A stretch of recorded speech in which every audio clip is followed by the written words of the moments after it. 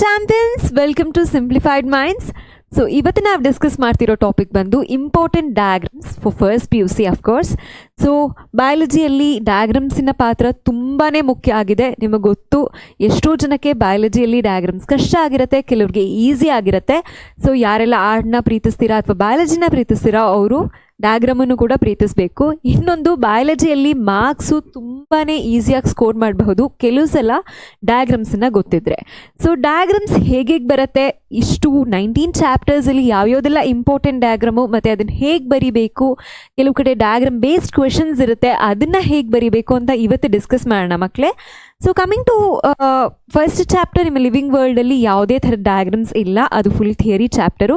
So second chapter biological ಕ್ಲಾಸಿಫಿಕೇಷನಲ್ಲಿ ಬಂದು diagrams ಇದೆ. ಸೊ ಯಾವ ಥರ ಡಯಾಗ್ರಾಮ್ಸ್ ಇದೆ ಅಂದರೆ, ಬ್ಯಾಕ್ಟೀರಿಯೋಫೇಜ್ ಡಯಾಗ್ರಾಮ್ ಇದೆ, which is quite important diagram. ಅದು ಕೇಳೋ ಚಾನ್ಸಸ್ ಇದೆ, 2 ಮಾರ್ಕ್ಸಿಗೆ ಕೇಳಬಹುದು, 3 ಮಾರ್ಕ್ಸಿಗೂ ಕೇಳಬಹುದು. ಇದು 2 ಕ್ವೆಶನನ್ನು ಅಷ್ಟೇ 2 ಮಾರ್ಕ್ಸಿಗೆ ಕೇಳ್ಬೋದು, 3 ಮಾರ್ಕ್ಸಿಗೆ ಕೇಳಬಹುದು. ಕೆಲವು ಸಲ ಏನು ಮಾಡಬಹುದು, 2 ಮಾರ್ಕ್ಸಲ್ಲಿ ಅವರೇ ಡಯಾಗ್ರಾಮನ್ನ ಕೊಟ್ಟು ಪಾರ್ಟ್ಸನ್ನ ABC ಅಂತ ಕೊಟ್ಟು ಅದನ್ನು ಹೇಗೆ ವಾಟ್ ಈಸ್ ದಿಸ್ ಐಡೆಂಟಿಫೈ ಅನ್ನೋ ಥರ ಕ್ವೆಶನ್ನು ಕೇಳಬಹುದು. ಸೊ ಈ ಡಯಾಗ್ರಾಮನ್ನು ಪರ್ಫೆಕ್ಟಾಗಿ ಯಾವುದೇ ಡಯಾಗ್ರಾಮ್ಸ್ ಇರಬಹುದು ಗೊತ್ತಿದ್ರೆ ನಿಮಗೆ, ಅಲ್ಲಿ ಲೇಬಲಿಂಗನ್ನು ಕೂಡ ಈಸಿಯಾಗಿ ನೀವೇ ಮಾಡಬಹುದು. ಸೊ ಆ ಥರ ಹೇಳೋದಾದರೆ ಫಸ್ಟ್ ಡಯಾಗ್ರಾಮ್ ಬಂದು ನಿಮ್ಮ ಬಯಾಲಜಿ ಫಸ್ಟ್ PUCಯಲ್ಲಿ bacteriophage diagram, which is very important diagram. ಇದು ಬರೋಂಥ ಚಾನ್ಸಸ್ ಇದೆ. Then tobacco mosaic virus diagram, ಇದರಲ್ಲೂ ಅಷ್ಟೇ ನಿಮಗೆ ಕ್ಯಾಪ್ಸಿಡ್ ಇರಬಹುದು, RNA ಇರಬಹುದು. ಇಲ್ಲಿ ಕನ್ಫ್ಯೂಷನ್ ಆಗಬಹುದು ಕೆಲವ್ರಿಗೆ, RNA DNA ಜೆನೆಟಿಕ್ ಮಟೀರಿಯಲ್ಲು ಅಂತ. ಸೊ ಈ ಥರದ್ದು ಕ್ವೆಶನ್ಸನ್ನು ಕೇಳಬಹುದು ಡಯಾಗ್ರಾಮಲ್ಲಿ. ಸೊ ಇದು ಪ್ರಿಪೇರ್ ಆಗಿದೆ ಎರಡಕ್ಕೂ. ದೆನ್ ಕಮಿಂಗ್ ಟು ನೆಕ್ಸ್ಟ್, ನಿಮ್ಮ ಪ್ಲಾಂಟ್ ಫಿಸಿಯಾಲಜಿಯಲ್ಲಿ ಅನಾಟಮಿ ಆಫ್ ಫ್ಲವರಿಂಗ್ ಪ್ಲಾಂಟ್ಸಲ್ಲಿ ಕೆಲವು ಡಯಾಗ್ರಾಮ್ಸ್ ಇದೆ, ಅದು ತುಂಬ ಇಂಪಾರ್ಟೆಂಟು. ಅಲ್ಲಿ ತನಕ ಬರುವಂಥ ಯಾವುದೇ ಚಾಪ್ಟರ್ ಪ್ಲಾಂಟ್ ಕಿಂಗ್ಡಮ್, ಅನಿಮಲ್ ಕಿಂಗ್ಡಮ್ಲಿ ಮೇಜರ್ ಅವ್ರ ಇಂಪಾರ್ಟೆಂಟ್ ಡಯಾಗ್ರಾಮ್ಸ್ ಅಂತ ಇಲ್ಲ, ಬಟ್ ಡಯಾಗ್ರಾಮ್ ಬೇಸ್ಡ್ ಕ್ವೆಶನ್ಸ್ ಬರಬಹುದು. ಬಟ್ ಸ್ಟಿಲ್ ಈ ಟಾಪಿಕ್ಸಲ್ಲಿ important diagram probability of asking for 5 marks ಇರಬಹುದು, 2 ಮಾರ್ಕ್ಸಿಗಿರಬಹುದು, 3 ಮಾರ್ಕ್ಸಿಗಿರಬಹುದು, ಜಾಸ್ತಿ ಇರುತ್ತೆ. ಸೊ ಇಲ್ಲಿ ಫಸ್ಟ್ ಬಂದು ಡೈಕಾಟ್ ಮತ್ತು ಮೊನೊಕಾಟ್ ರೂಟಿನ ಡಿಫ್ರೆನ್ಸ್ ಕೇಳ್ತಾರೆ. ಸೊ ಡಿಫ್ರೆನ್ಸಸ್ ಕೇಳಬಹುದು ಡಯಾಗ್ರಾಮ್ ಕೊಟ್ಬಿಟ್ಟು, ಅಥವಾ ಡಯಾಗ್ರಾಮನ್ನು ಕೊಟ್ಟು ಏನೇನು ಪಾರ್ಟ್ಸ್ ಅಂತ ಕೇಳಬಹುದು, ಅಥವಾ ಡಯಾಗ್ರಾಮನ್ನೇ ರೆಪ್ರೆಸೆಂಟ್ ಮಾಡೋದಕ್ಕೆ ಬರೆಯೋದಕ್ಕೆ ಕೇಳಬಹುದು. ನಾಟ್ ಸ್ಕಿಮ್ಯಾಟಿಕಲಿ ಲೇಬಲ್ ಮಾಡಿ ಬರೆಯೋದಕ್ಕೆ ಕೇಳಬಹುದು. ಸೊ ಈ ಥರ ಕ್ವೆಶನ್ಸ್ ಬರುತ್ತೆ. ಸೊ ಮೊನೊಕಾಟ್ ಆ್ಯಂಡ್ ಡೈಕಾಟ್ ರೂಟನ್ನ ಹೇಗೆ ಡಿಫ್ರೆನ್ಸ್ ಬರುತ್ತೆ ಅಂತ ನೋಡ್ಕೊಂಡು ಹೋಗಿ, this is very important. Then coming to dicot and monocot leaf, ನಿಮಗೆ ಗೊತ್ತು ಹೇಗೆಲ್ಲ ಅದರಲ್ಲಿ ಅರೇಂಜ್ಮೆಂಟ್ಸ್ ಚೇಂಜ್ ಇರುತ್ತೆ ಅಂತ, ಅದನ್ನು ನೀಟಾಗಿ ಬರಿಬೇಕಾಗುತ್ತೆ ಕೇಳಿದ್ರೆ. ಸೊ ಇದನ್ನು 2 ಅಥವಾ 3 ಮಾರ್ಕ್ಸ್ಗೆ ಕ್ವೆಶನ್ಸ್ಗೆ ಕೇಳುವಂಥ ಚಾನ್ಸಸ್ ಜಾಸ್ತಿ. 5 ಮಾರ್ಕ್ಸಿನ ಕ್ವೆಶನ್ಸ್ಗೆ ಇದು ಯಾವುದು ಯೂಶ್ವಲಿ ಬರೋದಿಲ್ಲ. 5 ಮಾರ್ಕಿಗೆ ಬಂದ್ರೂ ಮಕ್ಕಳೇ ಅದು ಸ್ಪ್ಲಿಟ್ ಮಾಡಿ ಕೇಳ್ತಾರೆ. ಅಂದರೆ ಈಗ ಪ್ಲಾಂಟ್ ಫಿಸಿಯಾಲಜಿಯಲ್ಲೇ ಒಂದು 5 ಮಾರ್ಕಿನ ಕ್ವೆಶನ್ ಬಂದರೆ ಬ್ಲೂ ಪ್ರಿಂಟ್ ನೋಡಿದ್ರೆ ನಿಮಗೆ ಗೊತ್ತಾಗುತ್ತೆ ಯಾವ್ಯಾವುದರಲ್ಲಿ ಹೇಗೆ ಅಂತ ನಾನು ಎಕ್ಸ್ಪ್ಲೇನ್ ಮಾಡಿದ್ದೆ. ಮಾಡೆಲ್ ಪೇಪರ್ ಮಾಡಬೇಕಾದ್ರೆ ಮೋಸ್ಟ್ ಇಂಪಾರ್ಟೆಂಟ್ ಟಾಪಿಕ್ಸಲ್ಲಿ ಯಾವ್ಯಾವ ಚಾಪ್ಟರಿಂದ ಎಷ್ಟೆಷ್ಟು ಮಾರ್ಕ್ಸಿಗೆ ಕ್ವೆಶನ್ ಬರುತ್ತೆ ಅಂತ. ಸೊ ಅದನ್ನು ಹೋಗಿ ನೋಡಿದ್ರೆ ನಿಮಗೆ ಗೊತ್ತಾಗುತ್ತೆ ಯಾವ್ಯಾವ ಚಾಪ್ಟರ್ಸಲ್ಲಿ 5 ಮಾರ್ಕ್ಸಿಗೆ ಬರೋವಂಥದ್ದು ಅಂತ. ಆ ಒಂದು ಚಾಪ್ಟರ್ಸಲ್ಲಿ ಇದನ್ನು ಬರೋವಂಥದ್ದಾದರೆ ಅದನ್ನು ಕೇಳ್ತಾರೆ. ಯಾವ ಥರ ಕೇಳ್ತಾರೆ, 5 ಮಾರ್ಕಿನ ಸ್ಪ್ಲಿಟ್ ಮಾಡಿ ಕೇಳುವಂಥ ಚಾನ್ಸಸ್ ಇರುತ್ತೆ. ಸೊ ಇದು 2 ಅಥವಾ 3 ಮಾರ್ಕ್ಸಿಗೆ ಬರುವಂಥದ್ದು. ಯಾವುದೇ ಡಯಾಗ್ರಾಮ್ ಕೊಟ್ಟರು ಆದಷ್ಟು ಲೇಬಲಿಂಗನ್ನು ರೈಟ್ ಸೈಡಲ್ಲಿ ಇಟ್ಕೊಳ್ಳಿ, ಮತ್ತು ಅದನ್ನು ಬ್ಲಾಕ್ ಲೆಟರ್ಸ್ ಆರ್ ಕ್ಯಾಪಿಟಲ್ ಲೆಟರ್ಸಲ್ಲಿ ಬರೆಯೋದಕ್ಕೆ ಟ್ರೈ ಮಾಡಿ. ಸೊ ಇಲ್ಲಿ ಸಿನ್ಸ್ ಇಟ್ ಇಸ್ ಬ್ಲಾಕ್, ಇದು ಕಾಣಿಸುತ್ತೆ ನೀಟಾಗಿ. ಕೆಲವ್ರ ಹ್ಯಾಂಡ್ ರೈಟಿಂಗ್ ಏನಾಗುತ್ತೆ, ಚಿಕ್ಕದಾಗಿರುತ್ತೆ, ಅವ್ರಿಗೆ ಬರೆಯೋದಕ್ಕೆ ಲೆಜಿಬಲ್ ಇಲ್ಲದೆ ಇರಬಹುದು, ಯಾರು ಕರೆಕ್ಷನ್ ಮಾಡ್ತಾರೆ ಅವ್ರಿಗೆ. ಸೊ ಆವಾಗ ನೀವು ಡೈರೆಕ್ಟಾಗಿ ಒಂದು ರೈಟ್ ಸೈಡಲ್ಲಿ ಕ್ಲೀನಾಗಿ ಎಲ್ಲ ನೇಮ್ ಮಾಡಿ ನೀಟಾಗಿ ಕ್ಯಾಪಿಟಲ್ ಲೆಟರಲ್ಲಿ ಬರೆದಿದ್ರೆ ಮಾರ್ಕ್ಸು ಈಸಿಯಾಗಿ ಕೊಡ್ತಾರೆ. ಸೊ ಆ ಥರ ಡಯಾಗ್ರಾಮ್ಸಲ್ಲಿ ನೀವು ಮಾರ್ಕ್ಸನ್ನ ಈಸಿಯಾಗಿ ಸ್ಕೋರ್ ಮಾಡಬಹುದಾಗಿರುತ್ತೆ. ನೆಕ್ಸ್ಟ್ ಚಾಪ್ಟರ್ ಬಂದು cell biology, sell the unit of ಲೈಫಲ್ಲಿ ತುಂಬ ಇಂಪಾರ್ಟೆಂಟ್ ಡಯಾಗ್ರಾಮ್ ಅಂದರೆ ಫ್ಲೂಯಿಡ್ ಮೊಸಾಯಿಕ್ ಮಾಡೆಲ್. ಇದು ಕಷ್ಟ ಏನೂ ಇಲ್ಲ, ಸ್ವಲ್ಪ 3 ಡೈಮೆನ್ಷನಲ್ಲಿ ಕೊಟ್ಟಿದ್ದಾರೆ. ನೀವು ಅಷ್ಟೊಂದು 3 ಡೈಮೆನ್ಷನಲ್ಲೇ ಬರೀಬೇಕು ಅಂತ ಏನಿಲ್ಲ ಮಕ್ಕಳೇ. ಸೊ ಈ ಥರ ಪೋಲಾರ್ ಹೆಡ್ ಅಂದರೆ ಏನು, ನಾನ್ ಪೋಲಾರ್ ಟೇಲ್ ಅಂದರೆ ಏನು ಎಲ್ಲ ಗೊತ್ತಿರಬೇಕು. ಸೊ ನಾನು ಜಸ್ಟ್ ಬರಿತಾ ಇದ್ದೀನಿ, ಒಂದು ಪಾರ್ಟ್ ಆಫ್ ವಾಟ್ ಹೇಗೆ ಬರಿಬಹುದು ಇದನ್ನು ಅಂತ ತೋರಿಸೋದಕ್ಕೋಸ್ಕರ ಬರಿತಿದ್ದೀನಿ. ಸೊ ಇಲ್ಲಿ ಹೀಗೆ ಬರೆದು ಇದು ಇಂಟಿಗ್ರಲ್ ಪ್ರೋಟೀನ್ ಇರಬಹುದು, ಇದು ಬೈಲಿಪಿಡ್ ಲೇಯರ್ ಇರಬಹುದು, ಎಲ್ಲ ಕ್ಲೀನಾಗಿ ನೀವು ಲೇಬಲ್ ಮಾಡಿಬಿಟ್ರೆ ಇದು ಈಸಿಯಾಗಿ 5 ಮಾರ್ಕ್ಸಿಗೆ ಇದು ಕೇಳುವಂಥ ಚಾನ್ಸಸ್ ಇರುತ್ತೆ. Briefly or in detail you have to explain the structure of plasma membrane given by Singer and Nicolson ಅಂತ ಹೇಳಿಬಿಟ್ಟು ನೀವು ಫ್ಲೂಯಿಡ್ ಮೊಸಾಕ್ ಮಾಡೆಲ್ ಅಂತ ಅರ್ಥ ಮಾಡಿಕೊಂಡು ಈ ಥರ ಬರೆದು ಅದರಲ್ಲಿ ಯಾವ್ಯಾವುದೆಲ್ಲ ಪಾರ್ಟ್ಸ್ ಇದೆ ಅನ್ನೋದನ್ನು ಡಿಸ್ಕ್ರಿಪ್ಷನ್ ಬರಿಬೇಕು. ಸೊ ಯಾವಾಗಲೂ 5 ಮಾರ್ಕ್ಸಿಗೆ ಮಾರ್ಕ್ಸ್ ಎಷ್ಟು ಕೇಳ್ತಾರೆ ಅದಕ್ಕೆ ಕರೆಕ್ಟಾಗಿ ನೀವು ಆನ್ಸರ್ ಮಾಡೋದನ್ನು ಇವಾಗನೇ ರೂಢಿ ಮಾಡ್ಕೊಳ್ಳಿ. ಯಾಕಂದರೆ ಸೆಕೆಂಡ್ PUCಯಲ್ಲಿ ಕೆಲವ್ರು ಹೇಳ್ತಾರೆ ನಾವೆಲ್ಲ ಬರೆದಿದ್ವಿ, ಪೇಜ್ ಎಲ್ಲ 2 ಮಾರ್ಕ್ಸ್ 5 ಮಾರ್ಕ್ಸಿಗೆ ಫುಲ್ ಪೇಜ್ ತುಂಬಿತ್ತು ಬಟ್ ಮಾರ್ಕ್ಸ್ ಕೊಟ್ಟಿಲ್ಲ ಅಂತ ಹೇಳ್ತಾರೆ ಮಕ್ಕಳು. ಆದರೆ ಹಾಗಲ್ಲ ಮಕ್ಕಳೇ, ಆ ಥರ ವರ್ಕ್ ಆಗೋದಿಲ್ಲ. ಯಾವಾಗಲೂ 5 ಮಾರ್ಕಿಗೆ ನೀವು ಒಂದೇ ಪೇಜ್ ಬರೀರಿ, ಬಟ್ ಎಲ್ಲ ಕಂಟೆಂಟ್ ಬರೆದಿದ್ರೆ ನಿಮಗೆ ಮಾರ್ಕ್ಸ್ ಖಂಡಿತ ಸಿಕ್ಕೇ ಸಿಗುತ್ತೆ. ಹಾಗೆ ಇದರಲ್ಲೂ ಅಷ್ಟೇ, ನೀವು ಖಂಡಿತವಾಗಿ ಎಲ್ಲ ಬರೆದು ಲೇಬಲ್ ಮಾಡಿ ಅದನ್ನು ಎಕ್ಸ್ಪ್ಲೇನ್ ಮಾಡಿಬಿಟ್ಟಿದ್ರೆ ಎಲ್ಲೂ ಮಾರ್ಕ್ಸ್ ಕಳ್ಕೊಳ್ಳೋ ಚಾನ್ಸಸ್ ಇರೋದಿಲ್ಲ. ಸೊ ಇದು ಅಷ್ಟೇ, ಫ್ಲೂಯಿಡ್ ಮೊಸಾಕ್ ಮಾಡೆಲ್ ತುಂಬ ಇಂಪಾರ್ಟೆಂಟು. 5 ಮಾರ್ಕ್ಸಿಗೆ ಬರೋಂಥ ಚಾನ್ಸಸ್ ಇದೆ, ಅಥವಾ 2 ಮಾರ್ಕ್ಸಿಗೆ ಬರೋದಿಲ್ಲ, ಬಂದರೂ ಬರಬಹುದು, ಅಥವಾ 3 ಮಾರ್ಕ್ಸಿಗೂ ಬರಬಹುದು. ಬಟ್ 5 ಮಾರ್ಕ್ಸಿಗೆ ಪ್ರಿಪೇರ್ ಆಗಿ, ಸೊ ದಟ್ 2 ಮಾರ್ಕ್ಸಿಗೆ ಕೇಳಿದ್ರೂ ನೀವು ಅದರಿಂದ ಬರೀಬಹುದು, 3 ಮಾರ್ಕ್ಸಿಗೆ ಕೇಳಿದ್ರೂ ಬರೀಬಹುದು. ಸೊ ಇಂಥದ್ದು ಪ್ರಿಪೇರ್ ಆಗಬೇಕು 5 ಮಾರ್ಕ್ಸಿಗೆ. So coming to the nuclear structure, NCERT text ಬುಕ್ಕಲ್ಲಿ ಇದಷ್ಟೊಂದು ಕ್ಲಿಯರ್ ಆಗಿಲ್ಲ. ಸೊ ಇದನ್ನು ಹೇಗೆ ಸಿಂಪಲ್ ಆಗಿ ಬರೀಬಹುದು ಅಂದರೆ ಮಕ್ಕಳೇ, ನಿಮಗೆ ಗೊತ್ತು ಇದು ಪರ್ಫೆಕ್ಟ್ ಸರ್ಕಲ್ಲೇ ಇರಬೇಕಂತ ಏನಿಲ್ಲ, ಬಟ್ ಸ್ಟಿಲ್ ಸರ್ಕಲ್ ಆಗಿರಬೇಕಿದು ಅಷ್ಟೇ. ನ್ಯೂಕ್ಲಿಯರ್ ಮೆಂಬ್ರೇನ್ ಹೇಗಿರುತ್ತೆ ಅಂತ ಗೊತ್ತಲ್ವಾ? ಹೀಗಿರುತ್ತೆ ನ್ಯೂಕ್ಲಿಯರ್ ಮೆಂಬ್ರೇನು. ಇಲ್ಲಿ ನ್ಯೂಕ್ಲಿಯಾಲಸ್ ಇರುತ್ತೆ, ಇದನ್ನ ಪೆನ್ಸಿಲಲ್ಲಿ ಲೈಟಾಗಿ ಈ ಥರ ಶೇಡ್ ಮಾಡಿ, ಫುಲ್ ಶೇಡ್ ಮಾಡಿ ಇದನ್ನು. ದೆನ್ ಕಮಿಂಗ್ ಟು ಕ್ರೊಮ್ಯಾಟಿನ್, ಹೀಗಿರುತ್ತೆ ನ್ಯೂಕ್ಲಿಯಾಲಸ್ ಇದು ಕ್ರೊಮ್ಯಾಟಿನ್ ಅಲ್ವಾ? ಸೊ ನಾನು ರಫ್ ಆಗಿ ಬರಿತಾ ಇದ್ದೀನಿ ಮಕ್ಕಳೇ. ಇಲ್ಲಿ ಇದು ಏನಿರುತ್ತೆ, ನ್ಯೂಕ್ಲಿಯೋಪ್ಲಾಸಮ್.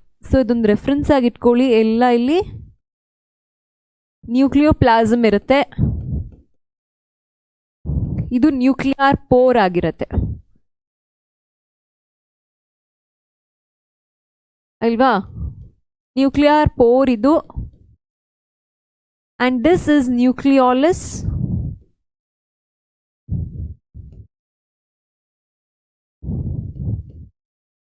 ನ್ಯೂಕ್ಲಿಯೋಪ್ಲಾಸಮ್ ಇರಬೇಕು, ನ್ಯೂಕ್ಲಿಯರ್ ಪೋರ್ ಇರಬೇಕು, ಮೇಜರ್ ಆಗಿ ನ್ಯೂಕ್ಲಿಯರ್ ಮೆಂಬ್ರೇನ್ ಇರಬೇಕು.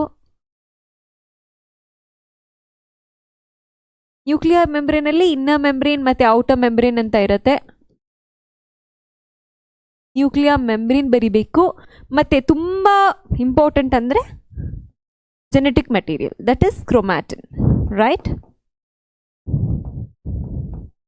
ಕ್ರೊಮ್ಯಾಟಿನ್. ಸೊ ಇಷ್ಟನ್ನು ನೀಟಾಗಿ ಬರೆದ್ರೆ ಇದು ಯೂಶ್ವಲಿ 2 ಮಾರ್ಕ್ಸಿಗೆ ಕೇಳೋದಿದ್ರೆ, ಸೊ 2 ಮಾರ್ಕ್ಸಿಗೆ ಕೇಳಿದಾಗ ಈ ಥರ ನೀಟಾಗಿ ಡಯಾಗ್ರಾಮನ್ನು ಇನ್ನೂ ಸ್ವಲ್ಪ ಚೆನ್ನಾಗಿ ಬರಿಬೇಕು. So okay, so this is about nuclear membrane. NCERTಯಲ್ಲಿ ಇದು ತುಂಬ ಚೆನ್ನಾಗಿ ನ್ಯೂಕ್ಲಿಯರ್ ಸ್ಟ್ರಕ್ಚರ್. ದೆನ್ ಸೆಂಟ್ರಿಯೋಲ್ ಕ್ವೆಶನನ್ನು ಯಾವುದೋ ಮಾಡೆಲ್ ಪೇಪರಲ್ಲಿ ಕೊಟ್ಟಿದ್ರು, previous 2022 or 2023, I don't remember. So ಇದು ಕೇಳಬಹುದು ಕ್ವೆಶನ್ನು. ಸೊ ಇದು ಅಷ್ಟೇ 3 ಮಾರ್ಕ್ಸಿಗೆ ಬರೋಂಥ ಚಾನ್ಸಸ್ ಇರುತ್ತೆ, ಅಥವಾ 2 ಮಾರ್ಕ್ಸಿಗೆ ಬರೋಂಥ ಚಾನ್ಸಸ್ ಇರುತ್ತೆ. ಸೊ ನೀಟಾಗೆಲ್ಲ ಲೇಬಲ್ನ ಮಾಡಿ, ಎಲ್ಲೇ ಡಯಾಗ್ರಾಮನ್ನು ಬರೆದ್ರೂ ಲೇಬಲ್ ಮಾಡಿ. ಸೊ ಕಮಿಂಗ್ ಟು ಮೈಟೊಕಾಂಡ್ರಿಯಾ ಸ್ಟ್ರಕ್ಚರನ್ನು ಅಷ್ಟೇ ಕೇಳಬಹುದು ಡಯಾಗ್ರಾಮ್ ಆಗಿ ಬರೆಯೋದಕ್ಕೆ.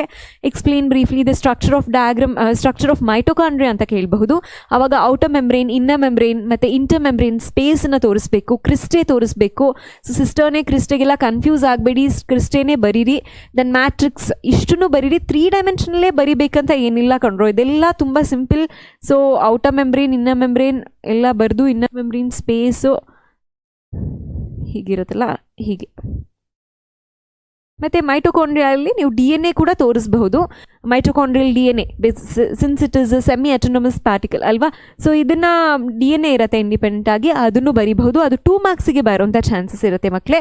So coming to the photosynthesis in higher plants, ನಿಮ್ಗೆ ಗೊತ್ತು chloroplast is very important organelle where the entire photosynthesis happens. So ಅದು ತುಂಬ ಇಂಪಾರ್ಟೆಂಟು. ಅದನ್ನು ಕೇಳಿದಾಗ ಇದು ಮಾಡೆಲ್ ಕ್ವೆಶನ್ ಪೇಪರಲ್ಲಿ ಎಲ್ಲೋ ಕೇಳಿದ್ರು. ಸೊ ಅಲ್ಲಿ ನೀಟಾಗಿ ಡಯಾಗ್ರಾಮ್ ವಿತ್ ಎಕ್ಸ್ಪ್ಲನೇಷನ್ ನಾನು ಕೊಟ್ಟಿದ್ದೀನಿ, ಹೇಗೆ ಬರಿಬೇಕು ಅಂತ. ಅಲ್ಲಿ ಡಯಾಗ್ರಾಮ್ ಸಹ ಇದೆ, ಅದನ್ನು ನೋಡಿಕೊಂಡು ಹಾಗೆ ನೀವು ಎಲ್ಲ ಪಾರ್ಟ್ಸ್ ಪಾರ್ಟ್ಸು ಮೆನ್ಷನ್ ಆಗಿರಬೇಕು. ಸ್ಟ್ರೋಮಾ ಇರಬಹುದು, ಗ್ರಾನಾ ಇರಬಹುದು, ಸ್ಟ್ರೋಮಲ್ ಲ್ಯಾಮೆಲ್ಲಾ ಇರಬಹುದು, ದೆನ್ ರೈಬೋಸೋಮ್ಸ್ ಇರಬಹುದು. ಅಲ್ಲಿ starch granule if there is any store material, of course starch granule ಇರುತ್ತೆ, ಲಿಪಿಡ್ ಡ್ರಾಪ್ಲೆಟ್ ಇರುತ್ತೆ.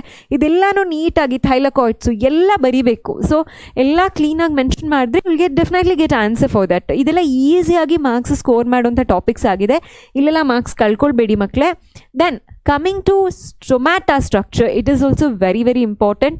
2 ಮಾರ್ಕ್ಸ್ಗೆ ಕೇಳುವಂಥ ಚಾನ್ಸಸ್ ಇರುತ್ತೆ. ಅಥವಾ ಇದನ್ನು ಯಾರಾದರೂ MCQ ಅಲ್ಲಿ ಹಾಕಬೇಕು ಅಂತ ಪೇಪರ್ ಸೆಟ್ ಮಾಡೋರು ಮೈಂಡ್ಸೆಟ್ ಇದ್ದರೆ ಅವ್ರು MCQಸಲ್ಲೂ ಇದನ್ನು ಹಾಕಿಬಿಟ್ಟು ಕೇಳಿ ಯಾವುದೋ ಒಂದು A-B ಅಂತ ಹಾಕಿ ಅದನ್ನು ಏನು ಅಂತ ಕೇಳಬಹುದು. ಸೊ ಗಾಡ್ ಸೆಲ್ಸ್ ಇರಬಹುದು, ಸ್ಟೊಮ್ಯಾಟಲ್ ಅಪರಾಟಸ್ ಏನಿದೆ ಫುಲ್ಲು ಅದನ್ನು ಕ್ಲೀನಾಗಿ ನೋಡ್ಕೊಂಡಿದ್ರೆ ಆ ಥರ ಕ್ವೆಶನ್ಸನ್ನು ನೀವು ಈಸಿಯಾಗಿ ಟ್ಯಾಕಲ್ ಮಾಡಬಹುದು.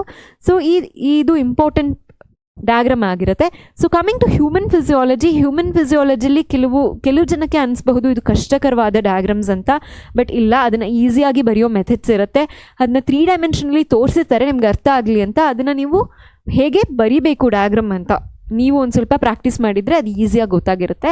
ಸೊ ಇದು ಅಷ್ಟೇ hard diagram, it is very very important. ಕೇಳುವಂಥ ಚಾನ್ಸಸ್ 5 ಮಾರ್ಕ್ಸಿಗೆ ಜಾಸ್ತಿ ಇರುತ್ತೆ.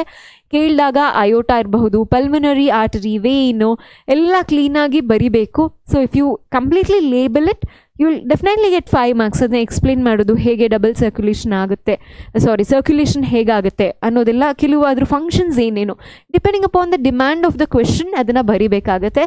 Then this is ECG diagram ತುಂಬ ಇಂಪಾರ್ಟೆಂಟು. ಇದು ನೋಡಿಕೊಂಡ್ರೆ ನಿಮ್ಗೆ ಕೆಲವು ಸಲ ಇದರಲ್ಲಿ ಬೇರೆ ಬೇರೆ ಥರ ಕ್ವೆಶನ್ಸ್ ಬರ್ಬೋದು, ಅದನ್ನು ಆನ್ಸರ್ ಮಾಡ್ತೀರಾ. ಸೊ ಮಾಡೆಲ್ ಪೇಪರಲ್ಲೂ ಈ ಕ್ವೆಶನ್ ಇತ್ತು ಮಕ್ಕಳೇ, QRS ಕಾಂಪ್ಲೆಕ್ಸ್ ಬಗ್ಗೆ.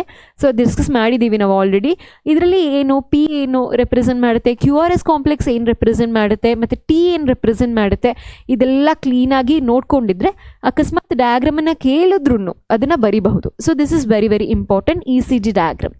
Then coming to the excretory product, ನಿಮ್ಗೆ ಗೊತ್ತು ನೆಫ್ರಾನ್ ಸ್ಟ್ರಕ್ಚರ್ ತುಂಬ ಇಂಪಾರ್ಟೆಂಟು. ಇದರಲ್ಲೂ ಅಷ್ಟೇ ಲೇಬಲಿಂಗ್ ಮಾಡಬೇಕಾದ್ರೆ ಯಾವ್ಯಾವುದೆಲ್ಲ ಪಾರ್ಟ್ಸ್ ಇಂಪಾರ್ಟೆಂಟು ಅದೆಲ್ಲ ಲೇಬಲ್ ಮಾಡಿ, it could be PCT or DCT and Henle's loop ಬರಿಬೇಕಾಗುತ್ತೆ. Then Bowman's capsule important, glomerulus important, ಇದೆಲ್ಲನೂ ನಾವು ಡಿಸ್ಕಸ್ ಮಾಡಿದ್ದೀವಿ. ಈವನ್ ನೆಫ್ರಾನ್ ಡಯಾಗ್ರಾಮ್ ಯಾವುದೋ ಒಂದು ಮಾಡೆಲ್ ಕ್ವೆಶನ್ ಪೇಪರಲ್ಲಿ ಇತ್ತು, ಅದನ್ನು ಡಿಸ್ಕಸ್ ಮಾಡಿದ್ವಿ ನಾವು. ಸೊ ಅದು ಕ್ಲೀನಾಗಿ ಬರಿಬೇಕಾಗುತ್ತೆ ಮಕ್ಕಳೇ.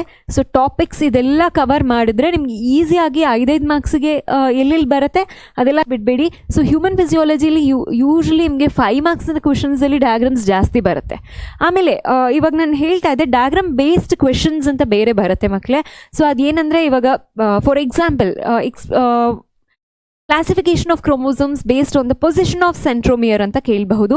ಆ ಥರ ಕ್ವೆಶನ್ ಬಂದಾಗ ಏನು ಮಾಡ್ತೀರಾ, ಕೆಲವರು ಜಸ್ಟ್ ಯಾವ್ಯಾವ ಟೈಪ್ಸ್ ಇದೆ, ಸಬ್ ಮೆಟಾಸೆಂಟ್ರಿಕ್, ಮೆಟಾಸೆಂಟ್ರಿಕ್, ಟೀಲೋಸೆಂಟ್ರಿಕ್ ಆಗಿ ಬರೆದ್ಬಿಡ್ತೀರಾ. ಆ ಥರ ಬರೆಯೋದಕ್ಕಿಂತ ತುಂಬ ಉತ್ತಮವಾಗಿ ಹೇಗೆ ಆನ್ಸರ್ನ ಪ್ರೆಸೆಂಟ್ ಮಾಡ್ಬೋದು ಅಂದರೆ, ನೀವೇ ಸೈಡಲ್ಲಿ ಒಂದು ಕ್ರೋಮೋಸೋಮ್ ಸ್ಟ್ರಕ್ಚರ್ ಬರೆದು ಆ ಪೊಸಿಷನ್ ಆಫ್ ಸೆಂಟ್ರೋಮಿಯರನ್ನು ಬರೆದು ತೋರಿಸಿದ್ರೆ, ಸೊ ಈಸಿಯಾಗಿ ನೀವು ಅಕಸ್ಮಾತ್ ಏನಾದರೂ ಎಕ್ಸ್ಪ್ಲನೇಷನ್ ಮಿಸ್ ಆಗಿಬಿಟ್ರು ಅದನ್ನ ನೋಡಿ ಅಟ್ಲೀಸ್ಟ್ ಮಾರ್ಕ್ಸ್ ಬರುತ್ತೆ. ಸೊ ಬಯಾಲಜಿಯಲ್ಲಿ ಇದೆಲ್ಲ ಟ್ರಿಕ್ಸ್ ಯೂಸ್ ಮಾಡಬೇಕು. ಎಲ್ಲೆಲ್ಲಿ ಡಯಾಗ್ರಾಮ್ಸನ್ನು ಹಾಕೋಕ್ಕಾಗುತ್ತೆ, ಅವ್ರು ಕೇಳಿಲ್ಲ ಅಂದರೂ ಕೆಲವು ಸಲ ಇದೆಲ್ಲ simple diagrams, it's not like so complex ಅಲ್ವಾ. ಅದೆಲ್ಲ ಬರೆಯುವಾಗ ಈ ಥರ ಎಲ್ಲ ರೆಪ್ರೆಸೆಂಟ್ ಮಾಡಿಬಿಟ್ರೆ ಈಸಿಯಾಗಿ ನಿಮಗೆ ಮಾರ್ಕ್ಸ್ ಸಿಗುತ್ತೆ. So coming to the control and coordination chapter, neuron structure is very important ಮಕ್ಕಳೇ. ನ್ಯೂರಾನ್ ಸ್ಟ್ರಕ್ಚರಲ್ಲೂ ಅಷ್ಟೇ ಏನೇನೆಲ್ಲ ಲೇಬಲಿಂಗ್ ಇದೆ ಅದನ್ನು ಬರಿಬೇಕು. So very very important. ಸ್ಕಾನ್ಸಲ್ಸ್ ಇರ್ಬೋದು, ಆಕ್ಸಾನ್ ಇರಬಹುದು, ಇದೆಲ್ಲ ಬರಿಬೇಕು. ಸೊ ಇದನ್ನು 5 ಮಾರ್ಕ್ಸಿಗೆ ಯೂಶ್ವಲಿ ಕೇಳ್ತಾರೆ. ಸೊ 5 ಮಾರ್ಕ್ಸ್ನ ಕ್ವೆಶನ್ ಆಗಿರುತ್ತೆ ಇದನ್ನು ಬರಿಬೇಕು. Then coming to the last ಡಯಾಗ್ರಾಮಲ್ಲಿ ಓಕೆ, ಹ್ಯೂಮನ್ ಬ್ರೈನು ಕೇಳೋಂಥ ಚಾನ್ಸಸ್ ಇರುತ್ತೆ. 5 ಲಾಸ್ಟ್ ಚಾಪ್ಟರ್ ಇದು, 5 ಮಾರ್ಕ್ಸಿಗೆ ಇದನ್ನು ಕೇಳಬಹುದು. ಕೇಳಿದರೆ ಸೆರೆಬ್ರಮ್, ಸೆರೆಬೆಲಮ್, ಮೆಡುಲಾ ಆಬ್ಲಾಂಗೇಟಾ, ಅದರದ್ದು ಏನೇನು ಮಿಡ್ ಬ್ರೈನ್, ಹ್ಯಾಂಡ್ ಬ್ರೈನ್ ಎಲ್ಲ ಇದೆ, ಅದನ್ನು ಕ್ಲೀನಾಗಿ ಬರೆದು ತೋರಿಸಿ ರಿಪ್ರೆಸೆಂಟ್ ಮಾಡಿ. ಸೊ ಈಸಿಯಾಗಿ 5 ಮಾರ್ಕ್ಸ್ ಬರುತ್ತೆ ಇದರಲ್ಲಿ. Then last diagram of first PUC ಮಕ್ಕಳೇ. So very very easy diagram. ಇದು ಡಯಾಗ್ರಾಮ್ ಬೇಸ್ಡ್ ಕ್ವೆಶನ್ಸ್ ಅಂಡರಲ್ಲಿ ಬರುತ್ತೆ. ಹೇಗೆ ಕೇಳ್ತಾರೆ ಅಂತ ಹೇಳಿದ್ರೆ, ಸಿನಾಪ್ಟಿಕ್ ಟ್ರಾನ್ಸ್ಮಿಷನ್ ಕೇಳ್ತಾರೆ. ಸೊ ಅವಾಗ ಏನು ಮಾಡಬೇಕು, ನೀವು ಒಂದು ಸಿನಾಪ್ ಸ್ಟ್ರಕ್ಚರ್ ಬರೆದು ಅದರಲ್ಲಿ ಸಿನಾಪ್ಟಿಕ್ ವೆಸಿಕಲ್ಸ್ ಹೇಗೆ ಕೆಮಿಕಲ್ ಕೆಮಿಕಲ್ ಟ್ರಾನ್ಸ್ಮಿಟರ್ಸ್, ನ್ಯೂರೋ ಟ್ರಾನ್ಸ್ಮಿಟರ್ಸ್ನ ಹೇಗೆ ಅದು ಹೋಗಿ ರಿಲೀಸ್ ಮಾಡುತ್ತೆ ಅನ್ನೋದನ್ನ ಬರೆದು ತೋರಿಸ್ಬೇಕು. ಆಮೇಲೆ ರಿಸೆಪ್ಟಾರಲ್ಲಿ ಅದು ಅಕ್ಸೆಪ್ಟ್ ಮಾಡ್ಕೊಳ್ಳುತ್ತೆ, ಎಲೆಕ್ಟ್ರಿಕ್ ಇಂಪಲ್ಸ್, ಆಮೇಲೆ ಅದು ರಿಸೀವ್ ಮಾಡ್ಕೊಂಡು ಇದಾಗುತ್ತೆ. So all this I have explain this in model question paper actually. So ಅಲ್ಲಿ ಹೋಗಿ ನೋಡಿ ಹೇಗೆ ಕ್ವೆಶನ್ ಬರುತ್ತೆ ಅಂತ. ಸೊ ಈ ಡಯಾಗ್ರಾಮನ್ನು ನಿಮಗೆ ಯೂಶ್ವಲಿ 3 ಮಾರ್ಕ್ಸ್ ಕೇಳಬಹುದು, ಅಕಸ್ಮಾತ್ ಎಕ್ಸ್ಪ್ಲನೇಷನ್ ಜಾಸ್ತಿ ಬೇಕಂದರೆ 5 ಮಾರ್ಕ್ಸಿಗೆ ಕೇಳ್ಬೋದು, but chances are more of 3 marks ಕ್ವೆಶನ್ಗೆ 3 ಮಾರ್ಕ್ಸ್ಗೆ ಇದನ್ನು ಕೇಳೋ ಚಾನ್ಸಸ್ ಜಾಸ್ತಿ ಇರುತ್ತೆ. So this is all about diagrams of first P U C ಮಕ್ಕಳೇ. ಸೊ ಇಷ್ಟನ್ನ ಓದ್ಕೊಂಡು ಹೋದರೆ ನಿಮ್ಗೆ ತುಂಬಾ ಕ್ವೆಶನ್ಸ್ನ ಆನ್ಸರ್ ಮಾಡ್ತೀರಾ. ಈಸಿಯಾಗಿ ಅರೌಂಡ್ 15 to 16 ಮಾರ್ಕ್ಸ್ ನೀವು ಸ್ಕೋರ್ ಮಾಡಬಹುದು. ಸೊ ಕೆಲವು ಟಿಪ್ಸ್ ಹೇಳಿದ್ನಲ್ಲ ಇವಾಗ, ಅದನ್ನೂ ನೀವು ತಗೊಂಡ್ರೆ ಆರಾಮ್ಸೆ around 20 marks. If in case diagram based questions ಬಂದು ಅಥವಾ ಇನ್ನೆಲ್ಲಾದರೂ ಆ ಲೇಬಲಿಂಗನ್ನು ಕರೆಕ್ಟಾಗಿ ಮಾಡೋದು, ಫಾರ್ ಎಕ್ಸಾಂಪಲ್ ಸೆಂಟ್ರೋಮಿಯರ್ ಹೇಳಿದೆ, ಅದೆಲ್ಲ ಮಾಡಿದ್ರೆ 20 ಮಾರ್ಕ್ಸ್, ಅರೌಂಡ್ 20 ಮಾರ್ಕ್ಸ್ ನಿಮಗೆ ಈಸಿಯಾಗಿ ಡಯಾಗ್ರಾಮ್ಸಿಂದ ಬರುತ್ತೆ. So don't ignore it, just practice all these diagrams ಮಕ್ಕಳೇ. All the best.